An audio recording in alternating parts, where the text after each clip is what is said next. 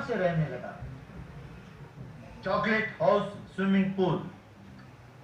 काशी नाम के गांव में विश्वनाथ और उसकी पत्नी रेवती मिलकर स्विमिंग पूल चलाते थे। एक दिन पीयूष नाम का एक ग्राहक रेवती से, आप लोगों को पानी बदले हुए कितने दिन हो गए? पानी बहुत पास मार रहा है, क्या ये सब नहीं देखते आप लोग? देखिए सर, हर आदमी के लिए तो हम बदल नहीं सकते। दिन में एक बार पानी जरूर बदलते हैं। अच्छा, तो अब मैं झूठा हो गया। रुको, तुम लोगों के खिलाफ म्युनिसिपैलिटी वालों को कंप्लेंट करता हूँ, कहकर वहां से चला गया। अगले दिन म्युनिसिपैलिटी वाले आए और उस स्विमिंग पूल पर जुर्माना भरने को कहा। नहीं, ये स्विमिंग पूल गंदा है, कहकर पीयूष प्रचार करने लगा तो लोगों ने स्विमिंग पूल आना कम कर दिया। एक दिन रेवती विश्वनाथ से, उस कमीने ने जानबूझकर हमारे खिलाफ कंप्लेंट किया है और तुम उसे कुछ नहीं कर पाए। तभी पीयूष वहाँ आया और क्यों पति पत्नी मिलकर मेरे बारे में बात कर रहे हैं क्या? देखो भाई, इस स्विमिंग चलाने जैसे महंगे काम तुम लोगों को रास नहीं आता। एक बात बताऊं, धंधा करना यानी समुद्र में डुबकी लगाने वाली बात है। इसे चलाने का एक तरीका होता है, 10 पैसे खर्च करके 10 रुपए कमाना होता है, तभी लोग हम पर भरोसा करेंगे। इसीलिए कहता हूँ कि तुम दोनों ये धंधा छोड़ दो और ये स्विमिंग पूल मुझे दे दो। आप जितना पैसा मांगोगे उतना मैं दूंगा। अरे कम्बर, ये स्विमिंग पूल हमारे बेटे की यादगार में बनाया है। हमारा बेटा तैरने के लिए नहर में गया और डूब गया। हम चाहते हैं कि कोई और बच्चा पानी में डूबे ना, इसीलिए हमने ये स्विमिंग पूल खोला है। ये सब बकवास छोड़ दो। वैसे आखिरी बार पूछता हूँ, स्विमिंग पूल मुझे देते हो या नहीं?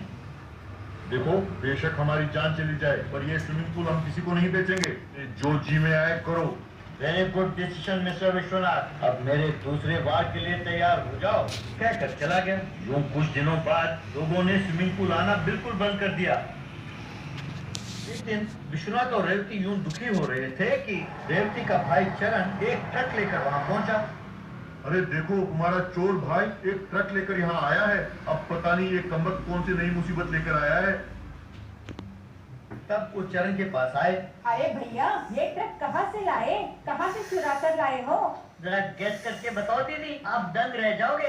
अरे एक तो तुम चोरी करके लाए हो, ऊपर से हमें पहले बुझाने के लिए कहते हो। तुम तुरंत ट्रक ले जाकर उन्हें सौंप दो। यही तो प्रॉब्लम है जीजा जी आपके साथ, आप पूरी बात तो सुनते नहीं। ये ट्रक चॉकलेट से भरा हुआ है।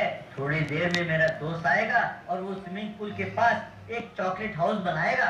इस चॉकलेट हाउस के बनते ही बहुत सारे बच्चे अपने स्विमिंग पूल आएंगे और यहाँ पर दाखिला ले लेंगे।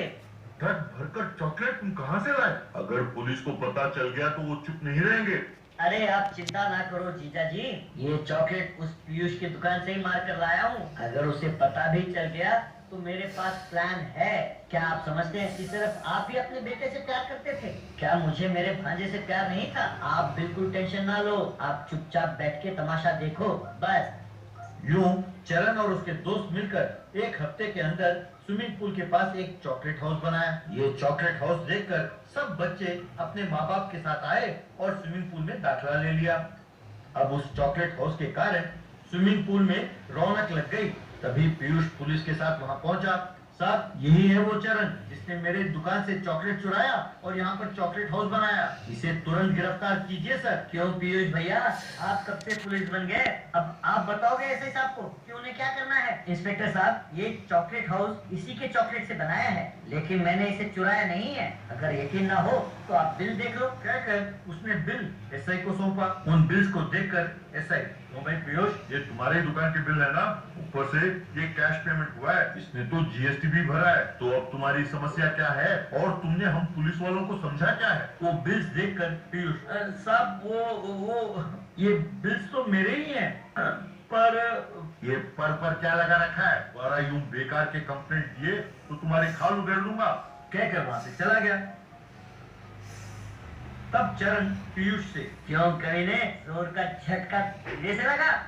तुम्हारे चॉकलेट्स के साथ साथ मैंने ओरिजिनल बिल्स भी चुरा लिए थे, जिससे मर्जी जाकर अपना रोना रोना, लेकिन तुम बता नहीं सकते क्योंकि टैक्स ना भरने के जुर्म में तुम्हें जेल के अंदर डाल देंगे। देखो, दोबारा इस तरफ मुड़कर भी देखा ना तो हर बार तुम्हारी दुकान से चॉकलेट और कैश बिल्स गायब हो जाएंगे। अब तुम अच्छी तरह से सोच लो, ठीक है मुन्ना? तब पीयूष गुस्से में वहां से चला गया। उसके बाद पीयूष दोबारा स्विमिंग पूल की ओर नहीं आया। चॉकलेट हाउस स्विमिंग पूल बच्चों की किलकारियों के साथ भरा मजे से चल रहा था।